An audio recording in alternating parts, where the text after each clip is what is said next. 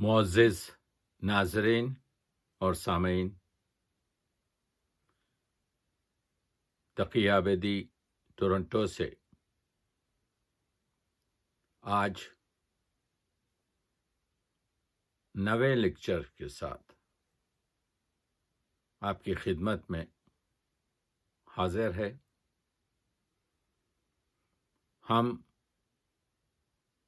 مسلسل موجودہ دور میں مرثیے کی معنویت، اہمیت اور افادیت پر گفتگو کر رہے ہیں۔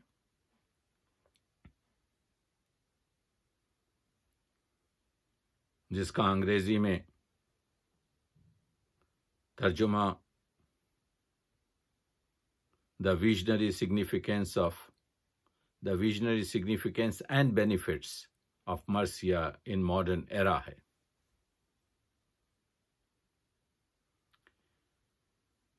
مرثیہ کیونکہ عربی سے حرفی لفظ رسا سے ہے، تو ہماری جو یہ 500-600 سال قدیم اردو روایت ہے، اس میں کلاسیکل مرثیہ تو سودا اور بخصوص میر ضمیر سے شروع ہوا ہے، جس میں وہ اجزاء مرثیہ جس میں چہرہ اور گریز اور رخصت، آمد، جنگ، شہادت، بین، لیکن ہر وہ چیز جو پہلے غزل کی حیت میں کہی گئی ہو، یا مربع یا مثلث یا مثنوی یا ترجیح اور ترکیب بند، یہ سب جو واقع کربلا سے مربوط ہیں، اس کو ہم مرثیہ ہی کہیں گے۔ ہمارے پاس درجنوں البتہ شہادت نامے موجود ہیں۔ اور ایک چیز یہ بھی عرض کر دوں کہ جہاں تک کہ مرثیے کا تعلق ہے اور اس میں شامل سوز ہو کہ مرثیہ رسائی ربائی ہو کہ رسائی قطع ہو کہ سلام ہو یا نوحہ ماتمی نوحہ ودا، ان سب کو لکھنے والے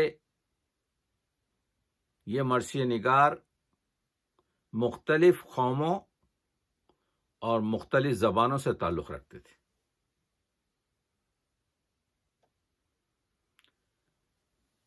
جو 3 عزاداری کے اس دنیا میں طرز ہیں یا پیٹرنز ہیں، یعنی جو 1400 سال سے جو کربلا سے چل رہا ہے عربی پیٹرن، دوسرا جس کی تاریخ تقریباً 1000 سال سے اوپر ہے،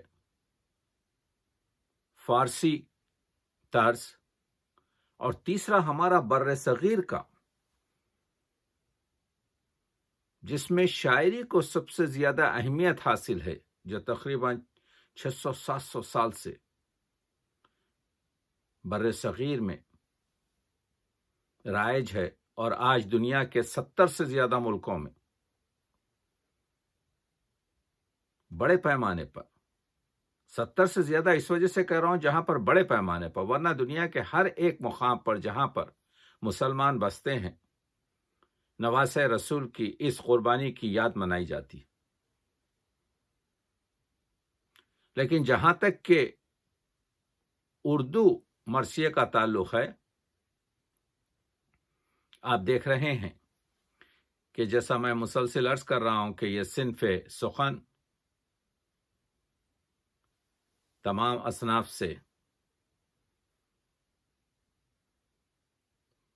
آگے معلوم ہوتی ہے۔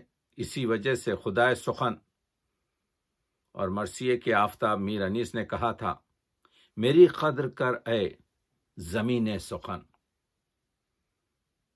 تجھے بات میں آسماں کر دیا۔ زمین سخن کہا، نہیں کہا میری قدر کر اے رسائے سخن۔ محدود نہیں کیا میر صاحب نے، کیونکہ جو شعر کہتا ہے وہ شاعر ہے۔ جب مرثیے میں آپ نے کہا کہ اس میں غزل کا تغزل اور اس میں قصیدے کا تمطراق، اس میں مثنوی کی واقعات نگاری اور تسلسل، اس میں رباعی کی ضرب جو ٹیپ کے شعر میں ہوتی ہے، اس میں موضوعاتی لحاظ سے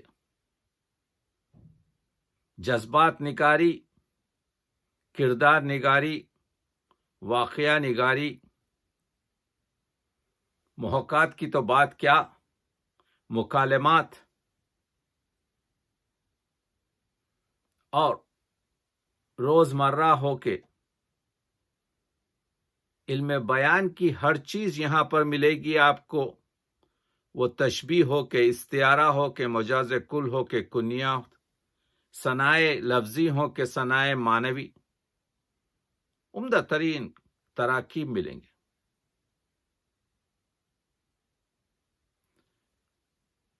آج ہم جس چیز پر گفتگو کر رہے ہیں وہ ایک ایسا موضوع ہے جو عربی مرثیے میں بھی، فارسی مرثیے میں بھی، اور ہماری مرثیے اور ہمارے سماج میں بہت، وہ ہے علم، اور بخصوص یہ علم جو حضرت عباس یا غازی کا علم کہتے ہیں، یہ آپ دیکھ رہے ہیں کہ عزاداری کا ایک نشان ہے۔ اس کو آپ پرچم کہہ لیجئے، اس کو آپ جھنڈا کہہ لیجئے، اس کو آپ لوا کہہ لیجئے، اس کو آپ رایت کہہ لیجئے۔ اس کی ہسٹری پہ میں نہیں جاؤں گا، اس پر ہسٹری بہت آپ کے طولانی ہے، لیکن میں یہ عرض کر رہا ہوں کہ اس کے رنگ بھی بدلتے رہے، سبز اور سفید اور دھانی رنگ اور مختلف رنگ، لیکن اس علم پر گفتگو ہمارے شعراء نے کی ہے۔ دیکھیے میر انیس کے کچھ شعر پڑھتا ہوں۔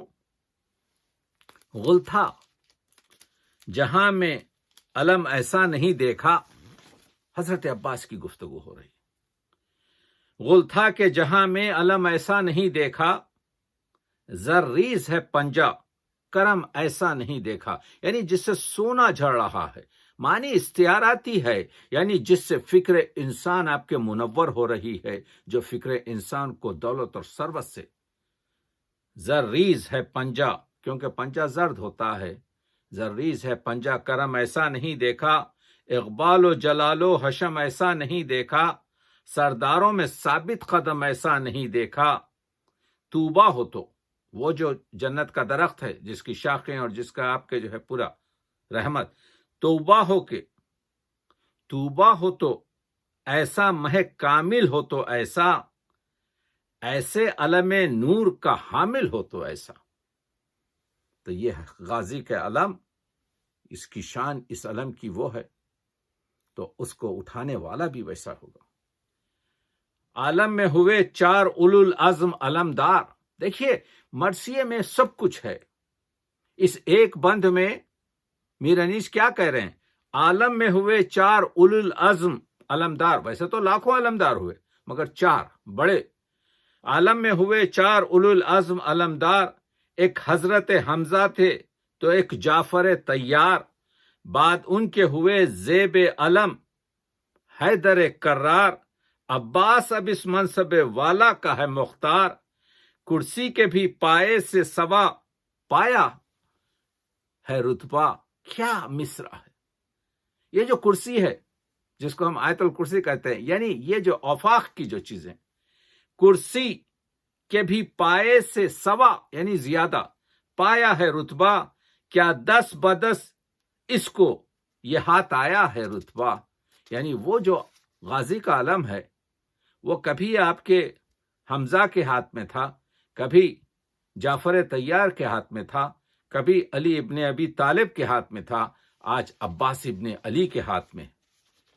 دیکھا آپ نے، یعنی کس طریقے سے علم کو میر انیس صاحب کے جو ہے بتا رہے ہیں، اور یہ بتا رہے ہیں کہ یہ علم جو ہے اس کی شان دیکھیے کہ کس طریقے کا، یہ وہ ہے علم جس کو پیمبر نے اٹھایا، کس فخر سے حمزہ سے دلاور نے اٹھایا، ہاتھ آیا شرف جب اسے جعفر نے اٹھایا، وہ اٹھ گئے دنیا سے تو حیدر نے اٹھایا، ہوگا یہ ہما سایہ فکن اب نہ کسی پر، بس خاتمہ ہے حضرت عباس علی پر۔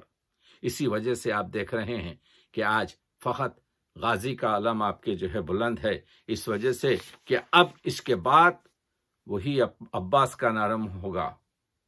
آپ دیکھ رہے ہیں یہ گفتگو اس وجہ سے آپ کے میر انیس کر رہے ہیں کہ بتانے کی عظمت کہ کس طریقے سے حضرت عباس کی علمداری دیکھیے، کہ اسی کو آگے بڑھ کر میر انیس بتاتے ہیں کہ وہ جو غزیہ ہے علم کا، حضرت عباس کا، جب خطا کی مسافت شب آفتاب میں، اس مرثیے میں زینب کے پاس آ کے یہ بولے شہ زمن، وہ جو مکالمہ ہے کہ اون محمد علم کے نیچے آ کے کھڑے ہوتے ہیں اور کہتے ہیں کہ نانا کی طرف سے کہ مولا علی ہیں، اور دادا کی طرف سے کہ جعفر طیار ہیں، ہم سب سے محق حقدار ہیں کہ ہم کو علم ملے، اور پھر ماں ان کو آپ کے ہٹاتی ہے وہاں سے، ہر سر کو ہٹو بڑھو نہ کھڑے ہو، علم کے پاس میں نے پیش کر دیا ہے، بس جس کو تم کہو اسے دیں فوج کا علم۔ امام نے فرمایا کہ عرض جو صلاح شہ آسماں حشم، فرمایا جب سے اٹھ گئیں زہرائے با کرم، حسین اور زینب میں گفتگو ہو رہی ہے، فرمایا جب سے اٹھ گئیں زہرائے با کرم، اس دن سے تم کو ماں کی جگہ جانتے ہیں ہم، مالک ہو تم بزرگ کوئی ہو کہ خرد ہو، جس کو کہو اسی کو یہ عہدہ سپرد ہو۔ بولی بہن کہ آپ بھی تو لیں کسی کا نام، ہے کس طرف توجہ سردار خاص و عام، گر مجھ سے پوچھتے ہیں شہ آسماں مقام، قرآن کے بعد ہے تو علی ہی کا کچھ کلام، شوکت میں قد میں شان میں ہمسر کوئی نہیں۔ کیا مصرع ہے! دیکھیے ان مصرعوں پر کافی بات ہو سکتی ہے، وقت کی گنجائش نہیں ہے، مگر میں بتا رہا ہوں کہ میر صاحب ہر حرف کو جو مصرے میں پروتے ہیں اس کو اسی طریقے سے رکھتے ہیں جس کا اس کا مقام ہے۔ شوکت میں قد میں شان میں ہمسر کوئی نہیں، عباس نامدار سے بہتر کوئی نہیں، عباس نامدار سے بہتر کوئی نہیں۔ اور پھر حضرت عباس کے جو 18-19 صفات حمدیہ بتاتے ہیں کہ عاشق غلام خادم دیرینہ جانثار، فرزند بھائی زینت پہلو وفا شعار، جرار یادگار پدر فخر روزگار، راحت رساں متی نمودار و نامدار، صفدر ہے شیر دل ہے بہادر ہے نیک ہے، بے مثل سینکڑوں میں ہزاروں میں ایک ہے، وہ ہے حضرت عباس۔ میر صاحب نے ایک بند میں حضرت عباس کی پوری آپ کے شخصیت کو، لفظ محدود ہیں لیکن کوشش کی ہے، اور اسی کو موجز بیانی کہتے ہیں، وہ علم۔ اور اس طرح سے تمام مرثیہ نگاروں نے بہت کچھ گفتگو کی ہے، لیکن ہر زمانے میں جیسے جوش نے اسی علم کے موضوع کو کہا، ہر چند اہل جور نے چاہا یہ بارہا، ہو جائے محو یاد شہیدان کربلا، باقی رہے نہ نام حسین کا، باقی رہے نہ نام زمیں پر حسین کا، لیکن کسی کا زور عزیزوں نہ چل سکا، عباس نامور کے لہو سے دھلا ہوا، اب بھی حسینیت کا علم ہے کھلا ہوا، عباس نامور کے لہو سے دھلا ہوا، اب بھی حسینیت کا علم ہے کھلا ہوا۔ اور نجم آفندی نے کہا تھا جب 1960s میں آپ جانے کی چاند پر تیاریاں ہو رہی تھیں کہ اہل جہاں کی آج ستاروں پر ہے نظر، ممکن ہے کامیاب رہے چاند کا سفر، ہیں اپنی اپنی فکر میں ہر قوم کے بشر، مردان حق پرست کا جانا ہوا اگر، عباس نامور کا علم لے کے جائیں گے، ہم چاند پر حسین کا غم لے کے جائیں گے، ہم چاند پر حسین کا غم لے کے جائیں گے۔ دوستو، میں 40-41 سال پہلے آپ کے جب یہاں نارتھ امریکہ کی طرف آیا ہوں تو یہاں پر 2 یا سمجھیے کہ 30-40 مقامات پر، عام مقامات پر مجالس ہوتی تھیں، زیادہ تر مجالس گھر۔ آج 700 سے زیادہ مقامات پر عباس کا علم اور مسلسل مجالس ہوتی ہیں۔ جہاں پر بھی مسلمان گئے ہیں، حضرت عباس کا علم ساتھ لے کر گئے۔ وہ عباس جس کی دھاک زمانے پر ہے کہ مرزا دبیر نے کہہ دیا تھا کہ شیر کی آمد ہے کہ رن کانپ رہا ہے، رن ایک طرف چرخ کوہن کانپ رہا ہے، رستم کا بدن زیر کفن کانپ رہا ہے، ہر قصر سلاطین زمن کانپ رہا ہے، شمشیر بکف دیکھ کے حیدر کے پسر کو، جبلیل لرزتے ہیں سمیٹے ہوئے پر کو۔ یہ ہے حضرت عباس کی توقیر، یہ ہے حضرت عباس کی عظمت۔ آ گیا حضرت عباس کا نام تو میرے ذہن میں تھا کہ 18 اگست 1830 کو، یعنی آج سے پورے 290 سال پہلے، نذیر اکبر آبادی کا انتقال ہوا، 18 اگست 1830، اور 18 اگست 2021 ہے۔ تو میں نے چاہا کہ کچھ 4 مصرے نذیر اکبر آبادی کے بھی آپ کی خدمت میں پیش کر دوں۔ یا علی عباس غازی صاحب تاج و سریر،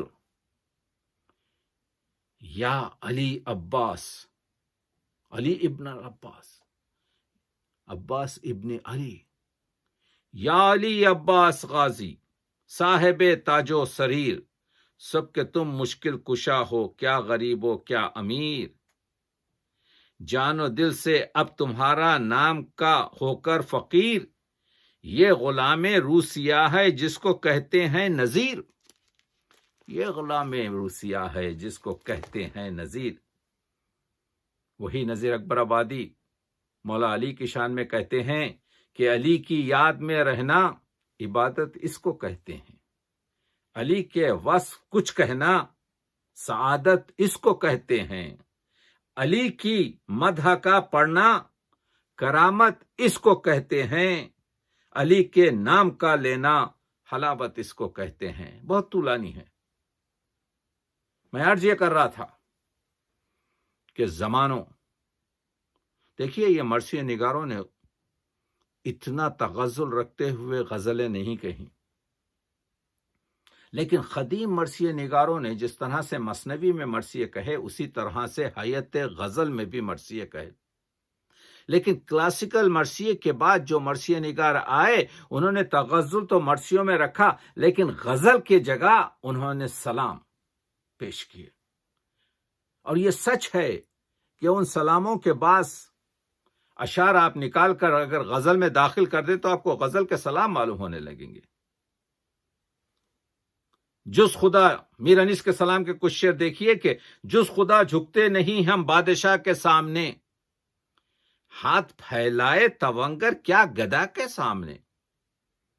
کہاں ہیں ایسے شعر کہنے والے، کہاں ہیں ایسے اخلاقی اور قناعت اور شجاعت اور عزت نفسی اور خود اعتمادی اور بقول علامہ اقبال کے جو خودی کو بلند کرے، ایسے اشعار کہاں ہیں؟ کریم، سلام کے شعر پڑھ رہا ہوں، کریم جو تجھے دینا ہے بے طلب دے دے، فقیر ہوں پر نہیں حاجت سوال مجھے،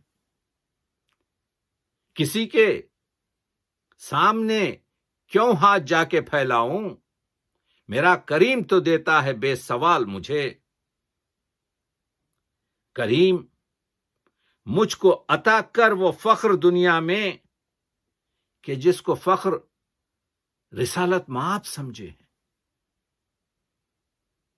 در پہ شاہوں کے نہیں جاتے فقیر اللہ کے، سر جہاں رکھتے ہیں سب ہم وہاں قدم رکھتے نہیں۔ استغنا دیکھیے، قناعت دیکھیے، یہ ہے۔ کہتے ہیں بخشی ہے خدا نے ہم کو وہ دولت فخر، برسوں ڈھونڈے تو بادشاہ کو نہ ملے۔ عرفانی منزلت دیکھیے، خود سازی، اخلاق سازی، کردار سازی، جو انسان سازی کے آپ کے اہم قدریں ہیں، آپ کو سلاموں میں ملیں گی۔ کنج عزرت میں مثال آسیاں ہوں گوشہ گیر، یعنی چکی کی طرح سے کونے میں پڑا ہوا ہوں، رزق پہنچاتا ہے گھر بیٹھے خدا میرے لیے۔ آپ رزق چکی کے منہ میں خود لے جا کر ڈالتے ہیں، کیا مضمون ہے، دیکھ رہے ہیں آپ؟ کیا قبول قناعت سے بحر عالم میں، قناعت یہ ہے کہ مٹھی بند رہے، اور یہ بحر عالم، یہ شعر لے جائیے اور بتائیے کہ اردو ادب میں قناعت سے اس سے خوبصورت شعر کہاں ہمارے پاس ہیں؟ کیا قبول قناعت سے بحر عالم میں صدف کی طرح میسر جو آب و دانہ ہوا، سی پی کے اندر جو دانہ ہوتا ہے، اور ایک ہمارے پاس آب و دانہ بھی ایک آپ کے جو ہے محاورہ ہے، جو ہماری غذا اور ہماری آپ کے زندگی اور ہماری معاش کا ذریعہ ہے۔ کیا قبول قناعت سے بحر عالم میں صدف کی طرح میسر جو آب و دانہ ہوا۔ آپ دیکھ رہے ہیں، گردوں کو اگر ہے سرکشی کا غرہ، مجھ کو بھی غرور خاکساری کا ہے۔ آپ غرور کر لیں، ہمارا غرور تو خاکساری اور ڈاؤن ٹو ارتھ، اور کیونکہ ہمیں یہ تعلیم مل رہی ہے، ہم یہ گفتگو کر رہے ہیں کہ مرثیے اور رسائی ادب میں آپ کے معنویت کیا ہے، اس کی اہمیت کیا ہے، اس کی افادیت کیا ہے۔ کیا مرثیہ صرف رونے رلانے کی اور ایک عقیدتی آپ کی چیز ہے، یا مرثیہ جامع انسان سازی، خودی سازی، تاکہ خودی سازی سے آپ کے ہم اپنے آپ کو آمادہ کریں۔ خودی سازی یعنی اگر ہم نے خود کو خود بینی کر لی تو پھر جہان بینی حاصل ہوگی، اور جہان بینی سے پھر خدا بینی حاصل ہوگی۔ کبھی برا نہیں جانا کسی کو اپنے سوا، ہر ایک ذرے کو ہم آفتاب سمجھے ہیں۔ انیس ٹھیس نہ لگ جائے آپ گنوں کو، خیال خاطر احباب چاہیے ہر دم۔ انیس ٹھیس نہ لگ جائے آپ گنوں کو۔ وہ سچ ہے کہ انسان حق پر کبھی ہو تو کبھی نہ بدلے، ہر کس و ناکس سے جھکنے کا نہیں، ہمدموں میں تیغ جوہر دار ہوں۔ آپ مجھے جو ہے خاکساری اور چیز ہے، لیکن اپنے منصب پر پوری طریقے سے رہنا۔ فقیروں کی مجلس ہے سب سے جدا، امیروں کا یہاں تک گزارا نہیں۔ کیا کیا معنی کے اثار نکالے۔ مونس لکھنوی کا ایک شعر لیتے جائیے۔ مونس لکھنوی چھوٹے بھائی ہیں میر انیس کے، یعنی انس لکھنوی سے چھوٹے ہیں عمر میں۔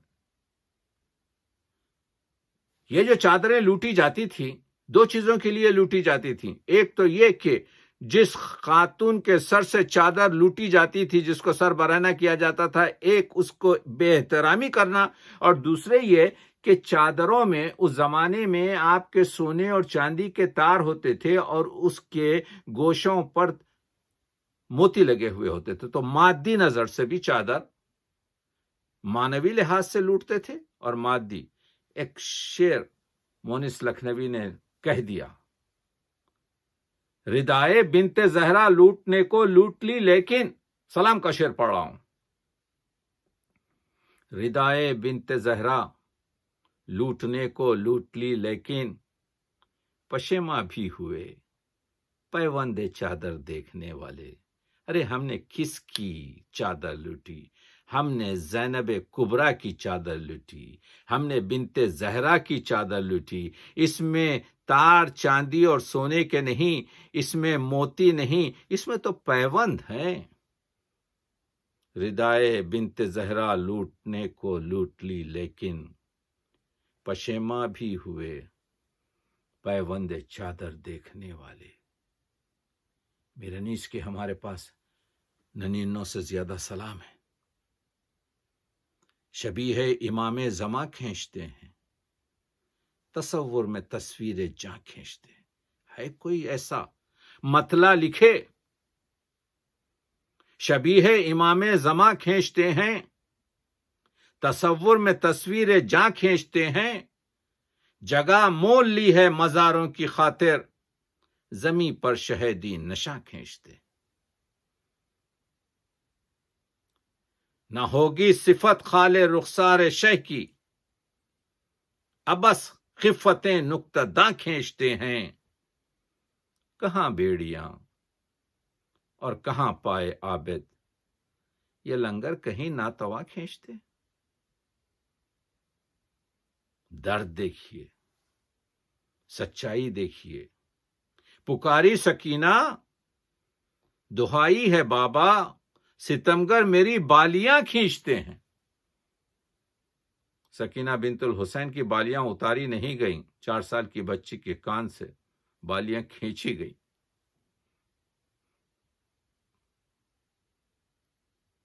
سکینہ کے کان پھٹ گئے، 4 سال کی بچی کا خون۔ کیا کیا ظلم ہوا، آل نبی پر کیا ظلم ہوا۔ حسین کی اس چہیتی 4 سالہ بیٹی جو حسین کے سینے پہ سوتی تھی، جس کے ناز و نخرے، جس کی محبت عباس جیسا غازی برداشت کرتا تھا، جو نازوں کی پلی علی اکبر اور قاسم کے ساتھ، اس کے پیرہن میں آگ لگتی ہے۔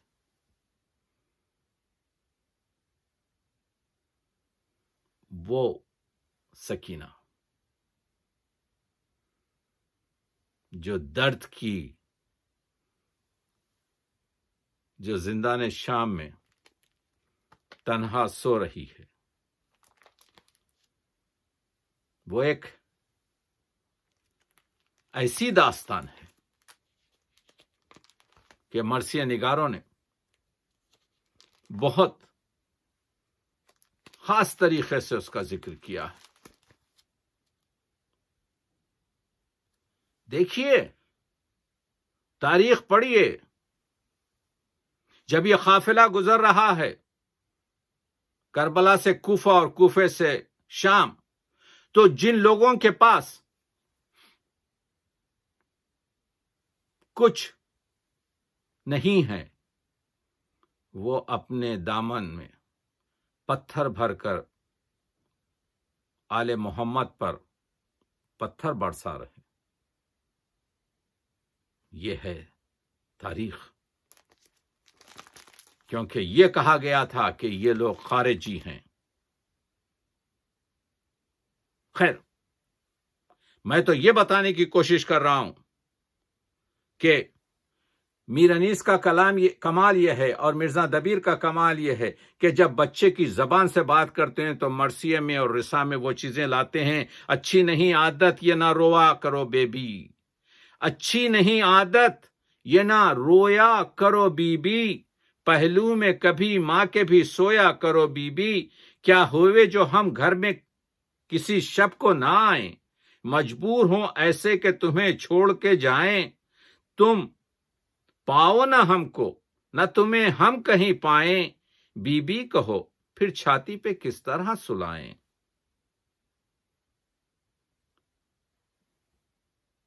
آپ دیکھ رہے ہیں امام فرماتے ہیں کہ راحت کے دن گزر گئے، یہ فصل اور ہے، اب یوں بسر کرو کہ یتیمی کا دور ہے۔ بچی لفظ یتیم پہلی مرتبہ سن رہی ہے۔ بابا بتائیے کہ یتیمی ہے کس کا نام؟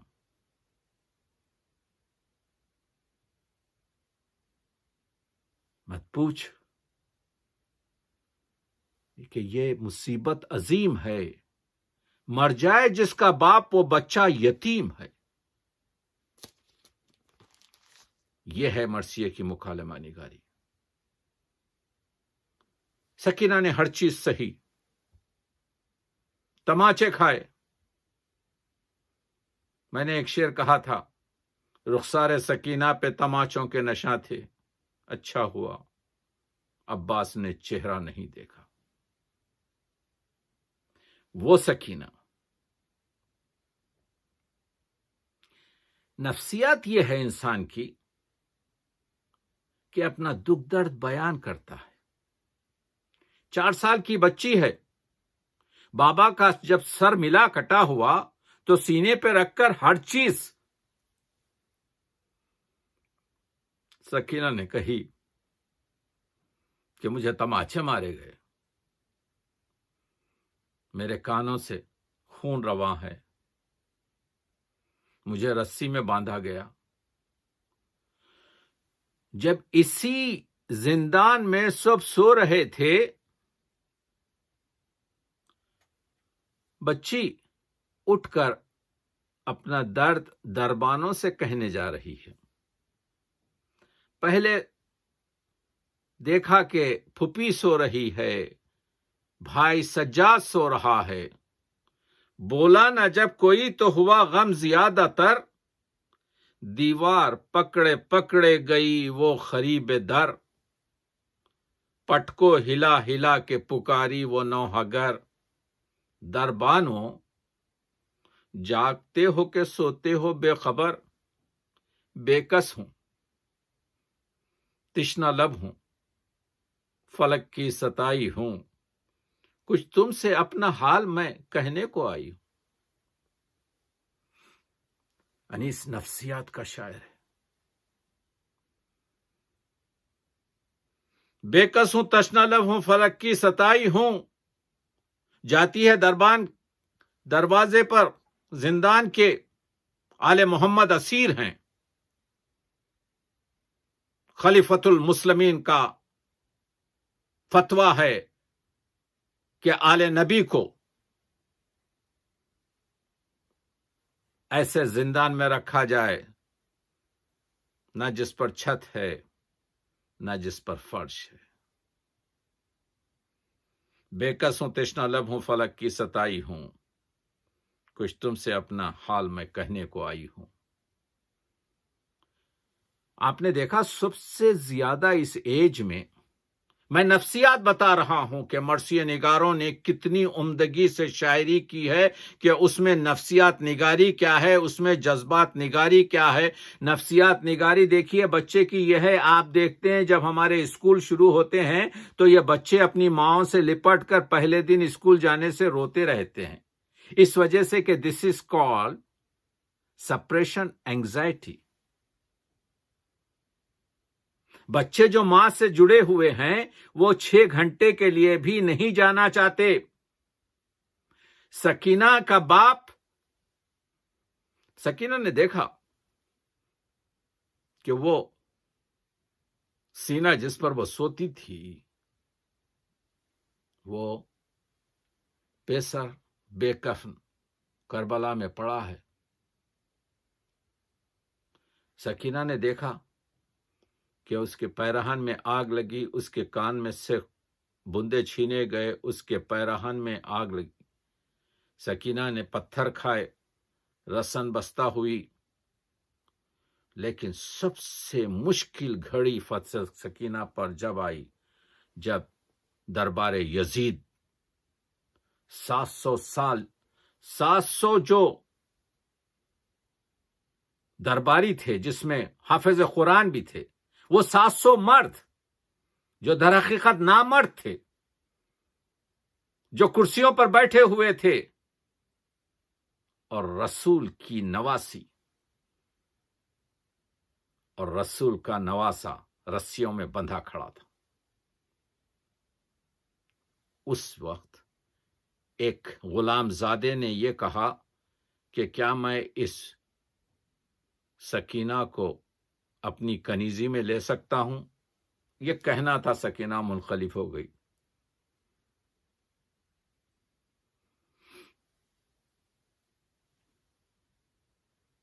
انیس نے شعر رکھ دیا، بچپن پہ ہمارے نہ ترس کھائے گا کوئی، کیا ہم کو پھوپھی چھین کے لے جائے گا کوئی، ڈر لگتا ہے لے لو مجھے گودی میں پھوپھی جان۔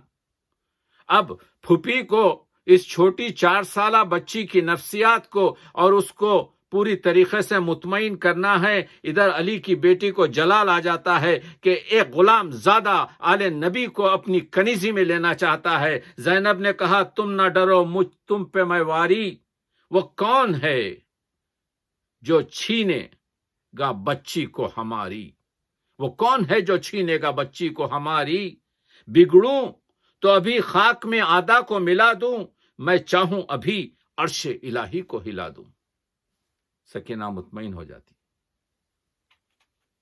وہ ہے مرثیہ جو نفسیات کی گفتگو کر رہا ہے، وہ ہے مرثیہ، وہ ہے کہ آپ دیکھ رہے ہیں کہ اشعار بھی جو بنائے گئے، میرے پاس وقت نہیں ہے وگرنہ میں آپ کو بتاتا کہ زہ نور رخسار و گیسوئے مشکیں، یہ صبح حلب ہے، وہ شام قطن ہے۔ یہ حضرت علی اکبر کا سراپا میں جو شعر ہے کہ رخسار اور گیسوئے مشکین کے آپ کی کیا تعریف کریں، رخسار آپ کے حلب کی صبح ہے اور ان کے گیسو جو ہے شام قطن ہے۔ اب وہ شام قطن میں جو رنگ ہے، وہ آپ کے کیا کہتے ہیں، مشک قطن میں جو خوشبو ہے، یا جو حلب کے آئینے ہیں اور جو حلب کی صبح ہے، تقریباً آپ اس کو 3-4 صفحات میں آپ کے جو ہے صرف ایک شعر کو تشریح کر سکتے ہیں۔ خمریاں توخ غلامی کی گلوں میں ڈالے، خمری کے گلے میں خود ایک پٹا ہوتا ہے کلر کا، اس کو توخ غلامی کہنا۔ خمریاں توخ غلامی کی گلوں میں ڈالے، آپ دیکھ رہے ہیں خمریاں سر پہ کوکو کی صدا دیتی ہیں۔ یہ جو سورج صبح نکلتا ہے مشرق سے، لال اس کا چہرہ ہوتا ہے، مشرق سے داد خواہ نکلتا ہے ہر سحر، منہ کو لہو سے خسرو خاور بھرے ہوئے۔ یہ جو صنعت حسن تعلیل ہے، میر انیس ہوں یا مرزا دبیر ہوں یا بڑے آپ کے جو ہے شاعر ہوں، اتنی صنعتیں استعمال کی ہیں۔ سہل ممتنع یعنی ایک ایسی صنعت ہے جو سادگی اور سلاست میں تو ہو لیکن اس کی نثر نہ ہو سکے، یعنی جب اس کی نثر آپ کریں تو وہی تاثیر ہو۔ تم میرے پاس ہوتے ہو گویا جب کوئی دوسرا نہیں ہوتا، آپ اس کو ترجمہ کر لیجئے، وہی اثر ہوگا۔ قرباں کیے فرزند پھوپھی سوگ نشیں ہے، پوچھو تو میرا حق ہے، سمجھو تو میرا حق ہے، نہ سمجھو تو نہیں۔ اے علی اکبر، میں نے تجھے بڑا پوسا کیا ہے، علی اکبر میں نے تجھے بڑا کیا ہے، میں نے تجھے پالا پوسا ہے۔ ٹھیک ہے تیری ماں لیلا ہے، تو جب رخصت کے لیے زینب سے پہلے جا کر اپنی ماں سے رخصت ہوتے ہیں تو انیس نے یہ شعر رکھ دیا سہل ممتنع میں کہ سمجھو تو میں تو بیٹھی ہوئی ہوں، میں تیری پھوپھی ہوں، میں نے اون و محمد کو اسی لیے قربان کر دیا کہ تو زندہ رہے، اس لیے قربان کر دیا کہ میرا بھائی اور تیرا باپ حسین زندہ رہے، تو مجھ کو مجھ سے اجازت لینے سے پہلے اپنی ماں کی طرف جاتا ہے. قرباں کیے فرزند پھوپھی سوگ نشیں ہے. سمجھو تو میرا حق ہے، نہ سمجھو تو نہیں ہے. اگر سمجھو کہ میں نے تجھے پالا پوسا ہے تو یہ میرا حق تھا کہ تو پہلے میرے پاس آتا، اور اگر نہ سمجھو یقیناً وہ تو تیری سگی ماں ہے، اسی کی کوکھ سے تو پیدا ہوا ہے، اسی کے بطن سے تو پیدا ہوا. یہ ہے شاعری. بڑھیا شاعر مرثیہ گو، عمدہ شاعر، جو کلچر کے لحاظ سے، جو زمان اور مکان کے لحاظ سے، جو اقداری قدروں کے لحاظ سے. پڑھیے، مرثیے میں تو 10-12% صرف بینیا شعر ہوتے ہیں، 85% شعر آپ کے تزکیہ نفس، مساوات، حریت، فضیلت انسان، احترام انسان، مقام انسان، حقوق انسان، حقوق زن، حقوق زن کی گفتگو کرتا ہے مرثیہ. جائیے دیکھیے کس طریقے سے شہزادی فاطمہ کی حضرت علی نے بحیثیت ایک زوجہ، پیغمبر اکرم نے بحیثیت ایک دختر، حسین نے بحیثیت ایک خواہر زینب کی کس طرح سے عزت کی ہے. اسی کا اثر تھا کہ صرف مسلمان نہیں بلکہ غیر مسلم شاعروں نے شعر کہے ہیں. میں چاہتا ہوں ان کا بھی ذکر ہو جائے. مہندر سنگھ بیدی کہتے ہیں، گلشن صدق و صفا کا لالے رنگی حسین، شمع عالم مشعل دنیا چراغ دین حسین. دین اسلام کا تو چراغ ہے حسین، لیکن شمع عالم ہے، اس دنیا کو روشن کرنے والی شمع ہے، مشعل دنیا. گلشن صدق و صفا کا، گلشن صدق و صفا کا لالے رنگی حسین، شمع عالم مشعل دنیا چراغ دین حسین. اور 4 مصروں میں کیا بات کہے گئے مہندر بیدی، زندہ اسلام کو کیا تو نے، حق و باطل دکھا دیا تو نے، جی کے مرنا تو سب کو آتا تھا، مر کے جینا سکھا دیا تو نے. سہل ممتنع میں ایک غیر مسلم، آپ برج پرشاد مخمور لکھنوی کا سننا چاہتے ہیں شعر؟ من کے مندر میں بٹھا کر تجھ کو اے سبتے نبی، من کے مندر میں بٹھا کر تجھ کو اے سبتے نبی، دل یہ کہتا ہے کہ تیری عمر بھر پوجا کرے. یہ کیا درد ہے کہ ایسے تو مسلمانوں سے ہندو اچھے، جو ماتھر نے کہا تھا. برجناتھ پرشاد کہتے ہیں، ہم اپنا نام اور اپنی عقیدت کو بتا دیں گے، جو پردہ ظاہری دنیا سمجھتی ہے اٹھا دیں گے. ہمیں جنت میں جانے سے اگر رضوان روکے گا تو سینے پر نشانے ماتم شبیر، تو سینے پر نشانے ماتم سرور دکھا دیں گے. ماتھر لکھنوی کہتے ہیں، حسین نام ہے توحید کی قدامت کا. کاش کہ ہمارے لوگ آپ کے یہ سمجھ جائیں کہ جب غیر مسلم آپ کے اس کو پرکھ سکتے ہیں کہ توحید کا آپ کے وہی چیز جو علامہ اقبال نے کہا، بحر حق در خاک خوں غلطی داس، پس بنائے لا الہ گردی داس. وہی جو 700 سال پہلے حضرت معین الدین چشتی نے فرمایا تھا. حسین نام ہے توحید کی قدامت کا، حسین نام ہے انسان کی خلافت کا. انی جائل فی الارض خلیفہ، یعنی اللہ نے ہم کو خلیفہ بنا کر جو بھیجا ہے، حسین نے آبرو رکھ لی اس کی. دوبارہ دین محمد نے زندگی پائی، حسین نام ہے اسلام کی حفاظت کا. اسی لیے تو آپ اسلام زندہ ہوتا ہے ہر کربلا کے بعد. قتل حسین اصل میں مرگ یزید ہے.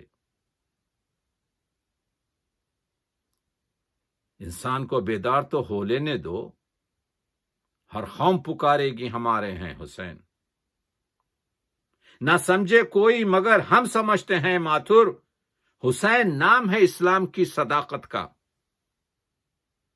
موہن کمار کہتے ہیں دنیا عقل جتنا بھی سمجھی ہے آج تک، اس سے بہت بلند ہے رتبہ حسین کا۔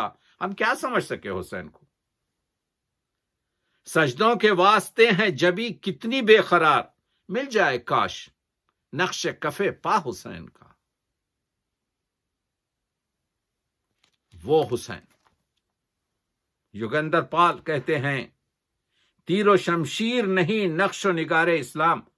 دیکھیے، ایک غیر مسلم بتا رہا ہے کہ this is not a terrorist religion, this is not spread with the swords, یہ تلوار کے زور سے، تیر کے زور سے نہیں پھیلا۔ یہ یوگندر پال کہہ رہے ہیں تیر و شمشیر نہیں نقش و نگار اسلام، صبر شبیر میں ہے اصل وقار اسلام۔ دوش احمد کی سواری کا عوض شہ نے دیا، اپنے کاندھے پہ اٹھائے رہے بار اسلام۔ آپ نے رکھ لیا ہر قوم کا پردہ شبیر، نسل آدم کا بڑھا آپ سے رتبہ شبیر۔ کام جو حضرت آدم سے ہوا احمد تک، اس کی تکمیل بنا آپ کا سجدہ شبیر۔ علامہ اقبال نے کہا تھا وہ سجدہ روح زمیں جس سے کانپ جاتی ہے، اسی کو آج ترستے ہیں مسجد و محراب۔ وہ ایک سجدہ جسے تو گراں سمجھتا ہے، ہزار سجدوں سے دیتا ہے آدمی کو نجات۔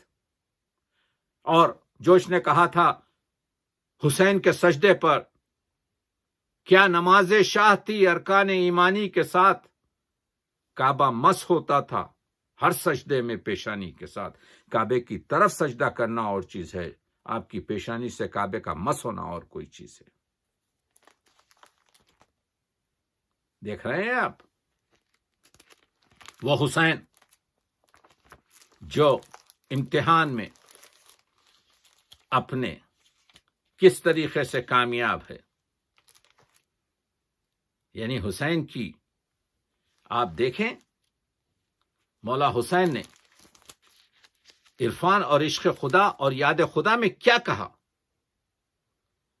تنہا ہوں بس اب کوئی نہیں مونس و ہمدم، موجود ہے تو سر پہ کچھ اس کا بھی نہیں غم، اب رنج نہ گھر کا ہے نہ اولاد کا ماتم، بہتر ہے گزر جائے تیری یاد میں جو دم۔ حسین امتحان کی منزل میں ہے۔ علی اکبر کے سینے سے جب علی اکبر کی شہادت حسین کی بینائی ختم ہو گئی۔ پدر کی موت ہے مرنا جوان بیٹے کا، اس ایک مصرے میں شاعر نے دو موتوں کو رکھ دیا کہ اگر بیٹا جوان مر جائے تو باپ تو مر گیا، پدر کی موت ہے مرنا جوان بیٹے کا، ستم ہے جی سے گزرنا جوان بیٹے کا۔ تو جب علی اکبر کے سینے سے حسین نے برچھی نکالی تو خون کا فوارہ برچھی کے نکالتے ہی ہوا۔ باپ آخر باپ ہے، پتھر کا دل نہیں ہے، یہ دل ہے پدر کا دل۔ دونوں ہاتھوں سے ہاتھ خون کو روکنے کی کوشش کی، سینے پہ رکھا، لیکن حسین امتحان معبود میں ہے۔ علی اکبر جو سیرت میں رفتار میں گفتار میں کہتے تھے کہ جب میں چاہتا تھا اپنے نانا محمد کی زیارت کروں تو اپنے اس بیٹے کو بلا کر اس کے چہرے کو دیکھ لیتا تو مجھے نانا یاد آ جاتے۔ اس کے بارے میں شعر سنیے، بے چین ہو تم دل میرا گھبراتا ہے بیٹا، بے چین ہو تم دل میرا گھبراتا ہے بیٹا، مر جاؤ کہ اب صبر میں فرق آتا ہے بیٹا۔ وہ حسین جو بتا رہے ہیں کہ مرزا دبیر نے جب علی اصغر کو لے جا رہے ہیں پانی پلانے کے لیے، ایک کیفیت کو آپ کے مصروں میں رکھا ہے. ہر ایک قدم پہ سوچتے تھے سبط مصطفیٰ، لے تو چلا ہوں فوج عمر سے کہوں گا کیا، نے مانگنا ہی آتا ہے مجھ کو نہ التجا، منت بھی گر کروں تو کیا دیں گے، منت بھی گر کروں گا تو کیا دیں گے وہ بھلا، پانی کے واسطے نہ سنیں گے عدو میری، پیسے کی جان جائے گی اور آبرو میری، پہنچے قریب فوج تو گھبرا کے رہ گئے، چاہا کریں سوال پس شرما کے رہ گئے، غیرت سے رنگ فخ ہوا تھرا کے رہ گئے، چادر پسر کے چہرے سے سرکا کے رہ گئے. کیا نفسیات کی کشش ہے، کیا محققات ہیں.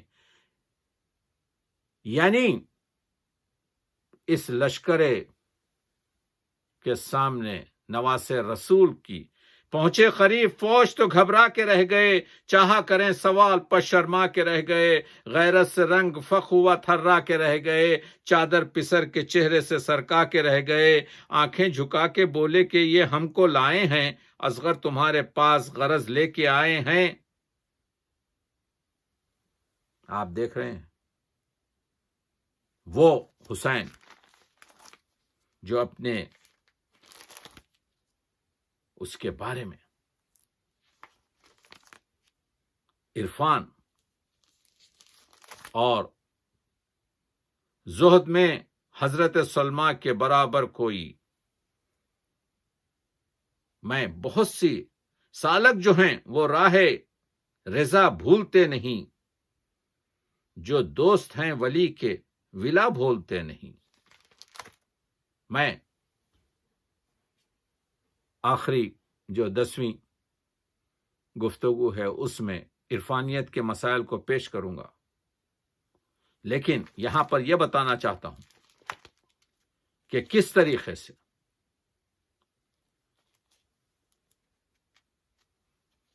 حسین نے جو ہم تک پیغام پہنچایا ہے اس کو ان شاعروں نے کس عظمت کے ساتھ. جدید دور کے شاعر نجم کو دیکھ لیجیے. جب لے لیا حسین نے میدان کربلا، بدلا لہو سے رنگ بیابان کربلا، تھا وقت آس اور ہی عنوان کربلا، سوتا تھا فرش خاک پہ مہمان کربلا، بے سر تا قتل گاہ میں لاشا پڑا ہوا، بالی پہ فتح حق کا جھنڈا گڑا ہوا. شکست میں فتح وہ ہے عظمت حسین. اسی وجہ سے نجم افندی ہم کو کہتے ہیں کہ اس مجلس حسین سے ہم کو بتانا چاہیے کہ یہ مجلس حسین کیا ہے، یہ مرثیہ کیوں ہے. شہید ظلم کلیجے ہلا دیے تو نے، حسین درد کے دریا بہا دیے تو نے، جراحتوں میں نمک بھر دیا تشکر کا، اذیتوں میں تبسم کھلا دیے تو نے. زہ کمال سیاست کے زیر تیغ آ کر نگاہ خلق سے پردے ہٹا دیے تو نے. ہر ایک ذرے بے حس میں ایک تڑپ بھر دی، دماغ وضع کیے دل بنا دیے تو نے. وہ ہے مرثیہ جو دماغوں کو وضع کرتا ہے، جو دل بنا دیتا ہے، جو پردے اٹھا دیتا ہے. اے حسین ابن علی، اے کار ساز حریت، تو نے مرگ و زندگی دونوں کو آساں کر دیا، جھوٹ سے ٹکرا کے سچے بول شعلے بن گئے، ہر زبان گنگ کو شمشیر اریاں کر دیا. یہ ہے میسج، یہ ہے حسینیت، یہ ہے عباس کے علم کی وہ چیزیں فرماتے ہیں کہ ہر ایک چیز کی ذمہ داری ہے، محبت، اخوت،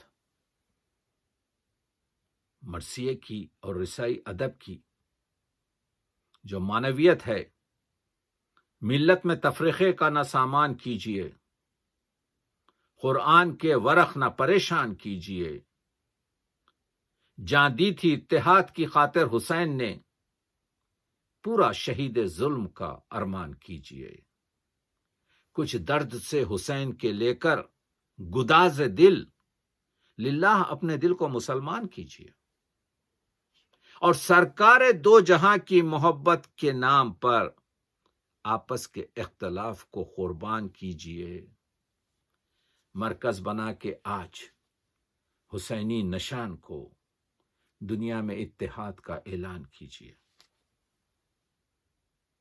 یہ ہے مرثیے کی معنویت،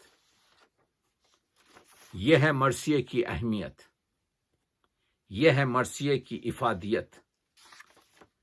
یہ مجلس غام ظلم مٹانے کے لیے، یہ مرثیہ، یہ سلام، یہ مجلس غم ظلم مٹانے کے لیے ہے، دنیا کو راہ راست دکھانے کے لیے ہے، انسان کو انسان بنانے کے لیے ہے، محدود نہیں، سارے زمانے کے لیے۔ آپ دیکھ رہے ہیں کہ اردو ادب میں آپ اس سے اہم اور کیا پیغام ہو سکتا ہے کہ کس طریقے سے اور جدید مرثیے کی طرف آتے ہوئے جو گفتگو جمیل مظہری کرتے ہیں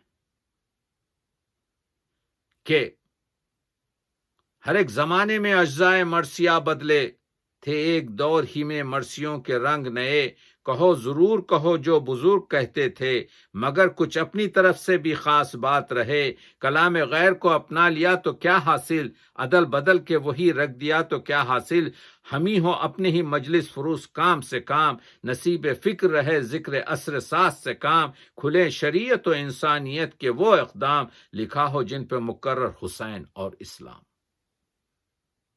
لکھا ہو جس پہ مقرر حسین اور اسلام، نئے طریقوں سے تشریح واقعات کریں، جواب جو اب زمانہ سمجھتا ہے ہم وہ بات کریں۔ یہ ہے معنویت، وہی جس کے لیے حسین نے اپنا سر دیا۔ وہ زینب جس کا احترام آج آپ گفتگو کر رہے ہیں، آج کے زمانے میں حقوق زن کی، احترام زن کی، اگر احترام زن دیکھنا ہے تو آپ کو دیکھنا پڑے گا کہ شہزادی زینب رسول کی نواسی، علی کی بیٹی، فاطمہ کی لخت جگر، حسین کی ہمشیر، جب ناقے میں سوار ہوتی ہے، دیکھیے کیا اعتبار ہے، پہنچی جوہی ناقے کے خری دختر حیدر، خود ہاتھ پکڑنے کو بڑے سبط پیمبر۔ حسین نے ہر ایک قدم پر شہزادی زینب سے صلاح لی، مشورہ سے۔ حسین علم لدنی کے امام زمانہ ہیں، مگر یہ بتا رہے ہیں کہ مشورت ضروری تھی۔ پہنچی جوہی ناقے کے خری دختر حیدر، خود ہاتھ پکڑنے کو بڑے سبط پیمبر، فضا تو سنبھالے ہوئی تھی گوشہ چادر، تھے پردے محمل کو اٹھائے علی اکبر۔ کیا مدینے سے سواری شہزادی زینب کی کربلا کی طرف آ رہی ہے، انتظام دیکھیے۔ تھے پردے محمل کو اٹھائے علی اکبر، فرزند کمر بستہ چپو راست کھڑے تھے، اون و محمد سیدھے اور بائیں طرف کھڑے ہوئے تھے، نالین اٹھانے کو عباس کھڑے تھے، نالین اٹھا لینے کو عباس کھڑے تھے۔ حضرت عباس پیچھے کھڑے تھے کہ شہزادی جب محمل میں سوار ہوں گی تو ان کے نالین میں اٹھاؤں گا۔ وہ عباس پلاتی دودھ جو زہرا امام ہو جاتے، وہ عباس جو چوتھے امام فرماتے ہیں کہ روز عاشور میرے بابا حسین میرے چچا کی پناہ میں تھے، اور یہی زینب جب کربلا اترتی ہیں، محمل سے اترنے جو لگی، بنت ید اللہ تھی، چادریں تھامی ہوئی سب لونڈیاں ہمراہ، خود بازوئے ہمشیر کو تھامے ہوئے تھے شاہ، اس پردے پہ بھی سر کو جھکائی تھی وہ زیجا، اس دن تو یہ پردہ تھا، یہ شوکت، یہ حیا تھی،